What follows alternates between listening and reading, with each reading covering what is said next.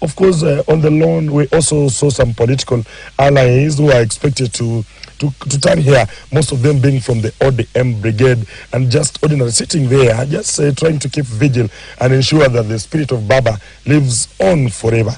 And of course, as a neighbor can show us around, the security around this homestead is visibly heightened. Members of the Kenya Defense Forces are stationed at the gate and along the road leading to this particular farm, and this is the Opoda Farm, the Raila Odinga rural home here in Bondo. The state funeral protocols will see the body escorted under full military honor, a ceremonial gun carriage and the national anthem, and later on a 21 gun salute at the just later on in the day.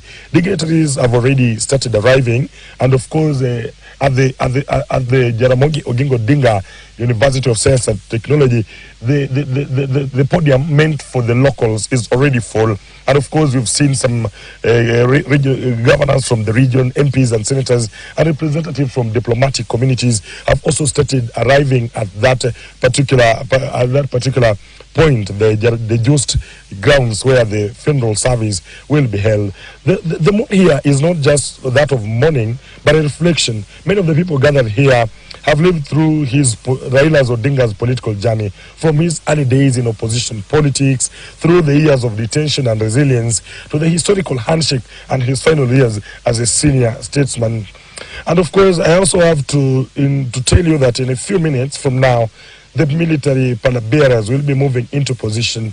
Of course, the flag-dropped casket will be carried out through the main door of that house, followed by the family in what is expected to be one of the most emotional moments of the day. Then, of course, the journey to Bondo, to Jaramogi Oginga Odinga, we will start. We're not really expecting that body to go by the road, bearing in mind of the heavy traffic that has been witnessed from the Bondo town all the way to Jaramogi Oginga Odinga. So we're expecting a scenario where that body will be airlifted from this particular point all the way to Jaramogi Oginga Odinga. And in case they decide to go by the road, we expect that process to be very slow because the numbers of people who are gathering along the road heading to that venue is equally and extremely high.